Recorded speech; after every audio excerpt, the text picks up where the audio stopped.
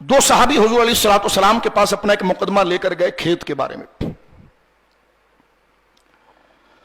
تو جس نے یہ دعویٰ کیا تھا کہ یہ میرا ہے، تو شریعت کا یہ قاعدہ ہے کہ جو دعویٰ کرتا ہے وہ دلیل اور گواہ لاتا ہے. البینۃ علی المدعی والیمین علی ما من انکر، یہ شریعت کا اصول ہے. 200 سے زیادہ صحابی اس کو بیان کرتے ہیں کہ مدعی پر دلیل ہے اور مدعا علیہ پر قسم کھا کے بری ہو جائے گا. وہ اس صحابی نے کہا یہ کھیت میری ہے، انہوں نے کہا جی میری ہے. مسئلہ چل پڑا کسی پانی کے مسئلے پر جیسے انسان کے ساتھ ہوتا ہے. سرکار علیہ الصلوۃ والسلام نے مدعی سے کہا کہ تم ایک کام کرو کہ تم گواہ لاؤ. انہوں نے کہا گواہ میرے پاس کچھ نہیں. تو مدعا علیہ یقیناً اگر یہ تیرا ہے تو قسم اٹھا لے کہ میرا ہے تو بری ہو جائے گا. لیکن حضور نے اس کو قسم اٹھانے سے پہلے کہا کہ دیکھ یہ جو کہہ رہا ہے نا کہ یہ چیز میری ہے، اس کے پاس گواہ نہیں ہے لیکن یہ رسوخ سے کہہ رہا ہے یہ میری ہے. تو طریقہ یہ ہے کہ جو دعویٰ کرے گا دلیل وہ لائے گا، جو دعویٰ کرے گا گواہ وہ لائے گا، اور جو سامنے مخالف ہے اس کو گواہ نہیں لانے، اس کو دلیل نہیں لانی، وہ صرف قسم اٹھا کر کہے گا کہ جو میں کہہ رہا ہوں وہ ٹھیک ہے. تو قاضی اس کے حق میں فیصلہ کرے گا کیونکہ اس کے پاس گواہ نہیں تھے. لیکن جب حضور علیہ الصلوۃ والسلام کے پاس یہ مسئلہ آیا، وہ پانی سے متعلق، کھیت سے متعلق، تو جو مدعی تھے انہوں نے کہا یا رسول اللہ گواہ تو میرے پاس نہیں ہے لیکن چیز میری ہے. تو حضور نے دوسرے سے کہا کہ ٹھیک ہے پھر تم قسم کھاؤ کہ یہ تمہاری ہے تاکہ تمہاری قسم پر فیصلہ، اس کا فیصلہ ہم گواہ پر کرتے ہیں، گواہ تو اس کے پاس ہے نہیں تو اس کا فیصلہ کیسے کریں کہ یہ اس کی ہے. تو تم قسم کھاؤ کہ یہ تمہاری ہے، کہ خدا کی قسم یہ میری ہے، میں اللہ کو وحدہ لا شریک سمجھ کر گواہی دیتا ہوں کہ یہ میری ہے. تو اس گواہی کی بیس پر فیصلہ تمہارے پاس ہو جائے گا، کیونکہ جو مدعی ہے وہ گواہ لائے گا اور جو مدعا علیہ ہے وہ اپنی گواہ تو نہیں لائے گا لیکن وہ اپنے سچے ہونے پر قسم کھائے گا کہ جو میں نے دعویٰ دائر کیا ہے، وہ جو میں نے بات کی ہے وہ میں ہی اس کا مستحق ہوں، لہٰذا مجھے جو ہے وہ آپ میرے حق میں کر دیجئے. تو وہی گواہی اس کی نجات کی دلیل ہوگی.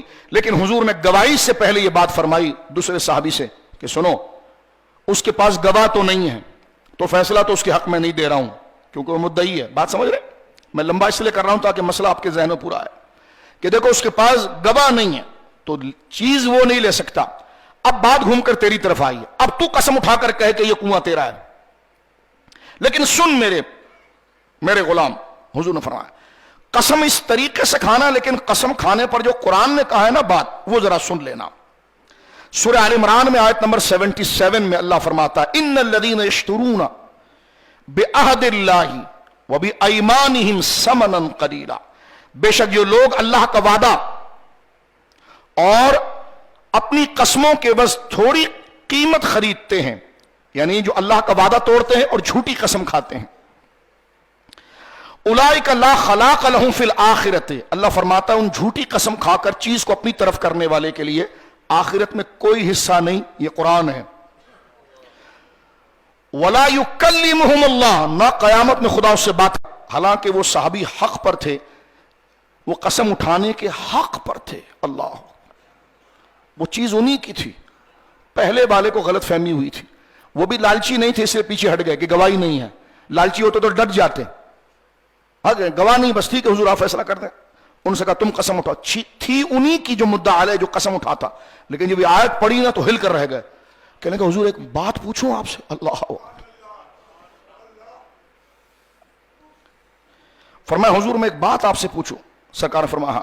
فرمایا جو شخص حق پر ہونے کے باوجود قسم نہ اٹھائے، اللہ، جو شخص حق پر ہونے کے باوجود قسم نہ کھائے اور اپنا حق دوسرے کو دے دے، حضور اس کی جزا کیا ہے؟ سرکار آگے پڑے اور اس کو ہاتھ سے پکڑا، فرمایا جنت. انہوں نے کہا یا رسول اللہ آپ گواہ، آپ کو میں گواہ بناتا ہوں کہ یہ کنواں میرے ہی بھائی کا ہے اور میں اس آیت کو سننے کے بعد قسم نہیں اٹھاؤں گا. سچے ہیں لیکن قسم نہیں اٹھایا. تب رب نے فرمایا وَلِمَنْ خَافَ مَقَامَ رَبِّهِ جَنَّتَانِ، جو اپنے رب کے حضور کھڑے ہونے سے ڈر گیا کہ کیا جواب دوں گا، اللہ فرماتا ہے میں اسے 2 جنتیں